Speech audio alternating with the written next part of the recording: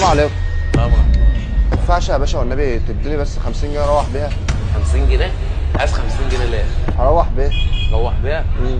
يا عم روح يا ناقصه، يا عم روح يا ناقصه. شغال بكام 50 جنيه عشان ادي الشحط زيك كده؟ شغال وطالع ميتين عشان 200 جنيه اخر اليوم. اديك منها 50 جنيه؟ يا باشا عشان خاطري. 50 جنيه يا عم يا ناقصه تحصل. يلا يا عم امشي، ده انا 5 زيك كده قول النهارده. يلا يا عم امشي، شوف مصلحتك امشي يا اسطى. لا يقول مفيش لي يا باشا جايب خلاص. التسول ويقول لي عايز 50 جنيه. خلاص يا باشا انا مش عايز حاجه خلاص يا باشا. لا يا خلاص. عم انت بطلوا تسول يا عم، يلا امشي. من المحل. طب انا همشي انا يا باشا مش عايز حاجه خلاص.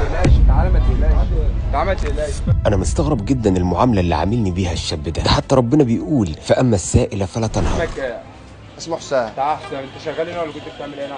انا مش شغال، انا جاي اطلب منه مساعده بس اروح يعني بيها. جاي تطلب مساعده، كنت هنا بتعمل ايه؟ عشان كده جاي تطلب. يعني ايه انت اصلا شغال كده ولا انت مزنوق في ايه؟ صلي على النبي. عليه الصلاه والسلام. انا يا باشا من المحل. اه كنت جاي اشوف شغل هنا اه بس كل اللي عايزني اشتغل هنا عايزني اشتغل 12